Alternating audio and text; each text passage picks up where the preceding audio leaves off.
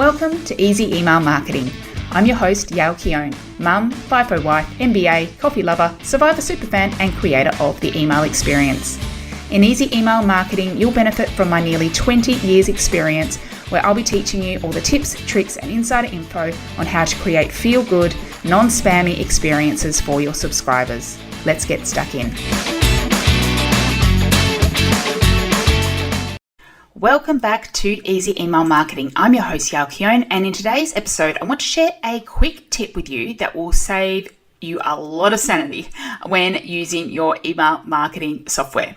So I see this all of the time. Someone starts with a shiny new email marketing software, a totally clean slate, and at the beginning, it's clean and it's easy. You're still kind of finding your way around, but you only have like one or two forms, or you have some lists or groups and a couple of automations.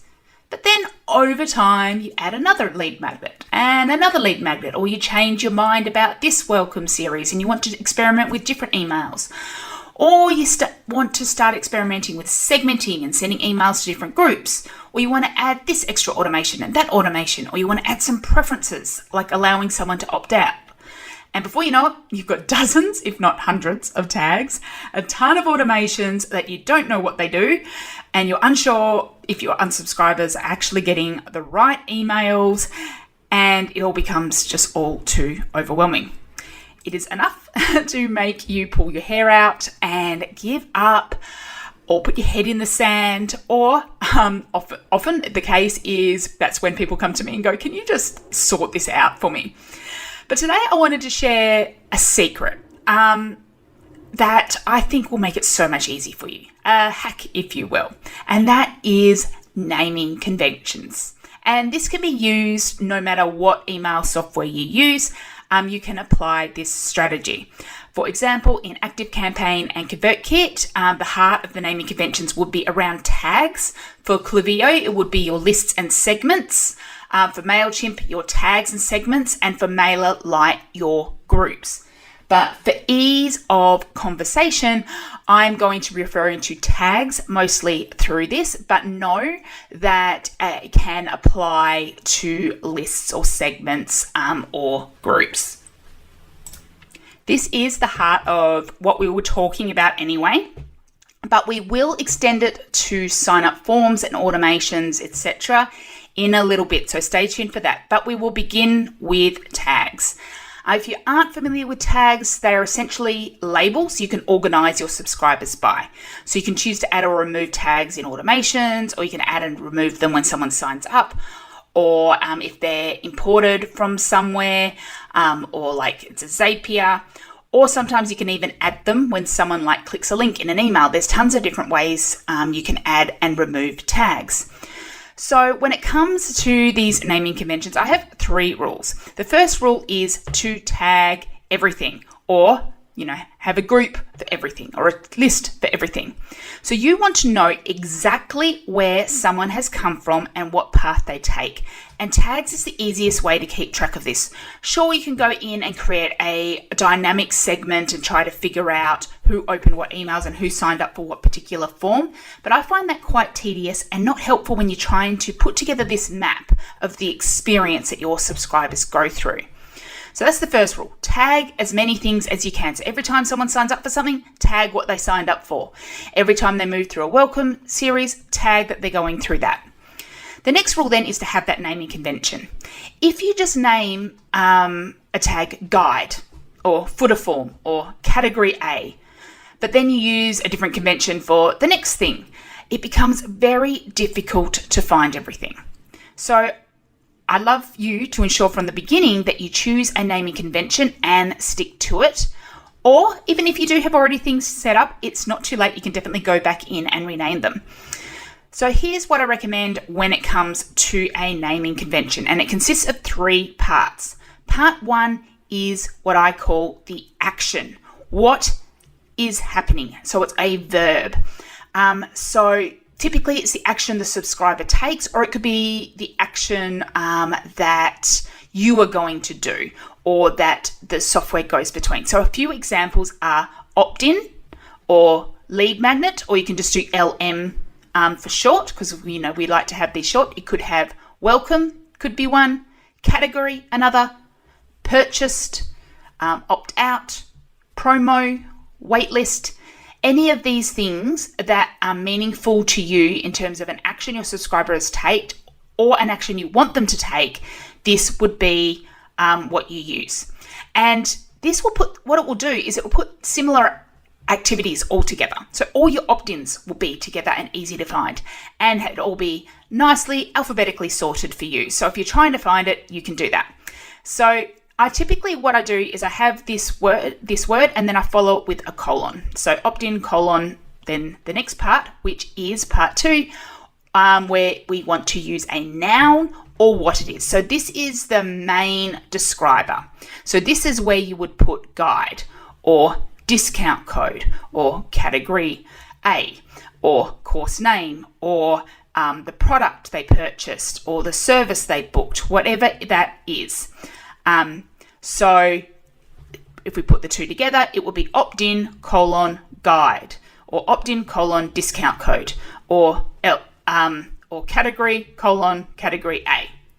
So now you've got this second one, which is what it actually is. So the first thing is the action, and then the noun is what it is. And you can still search by these as well, so you will be able to find them. Then the third part is optional, and I call this extra context. So say, for example, you have multiple rounds of a program. You might want to add next to it, it could be joined, colon, program name, hyphen. I like to put a little dash hyphen thing before it. And then I go April 2024. So I've got like a date, so I know the date range. Or perhaps it could be the category of person that has signed up if they've chosen a certain thing. And this way you can just have any extra context you need in case you need more than one thing under that. So 3 parts. First part is action, followed by colon, and then the noun, so what it is. And then the third part is optional, and that's any extra context that you need.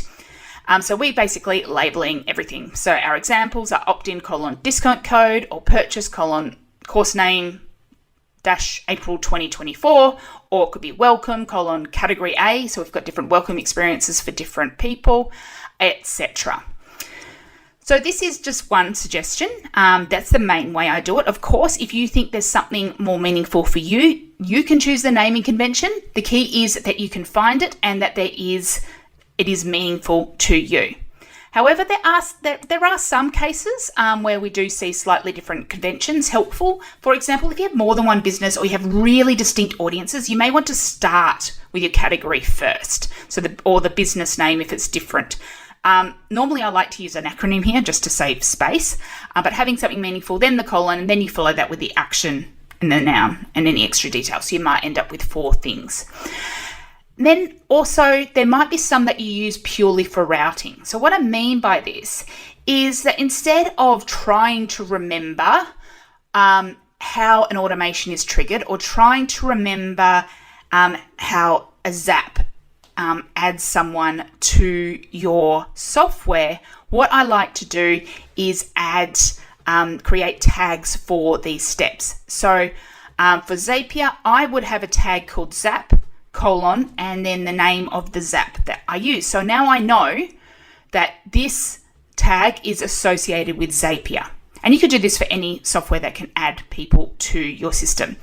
And when I'm using Zapier, I would have added the tag, and I'll make sure that tag is added. And often that tag is what triggers off any action that I want that Zap to take once someone moves across to my software.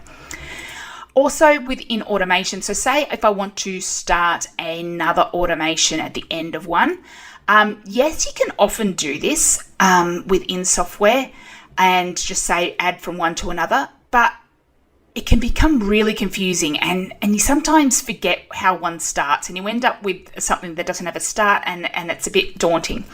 So in this case, I use trigger. So I have trigger colon as the actions, as that first part, and then I would name the automation that it triggers.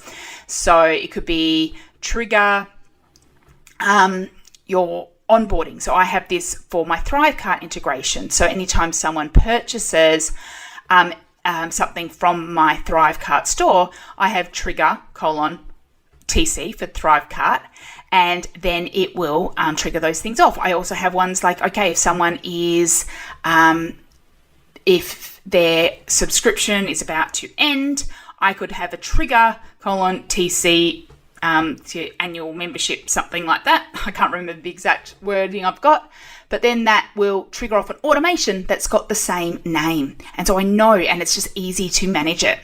So that's the naming convention part. And I already having something like that will save you not only a ton of mental effort and space, but just make things feel easy for you.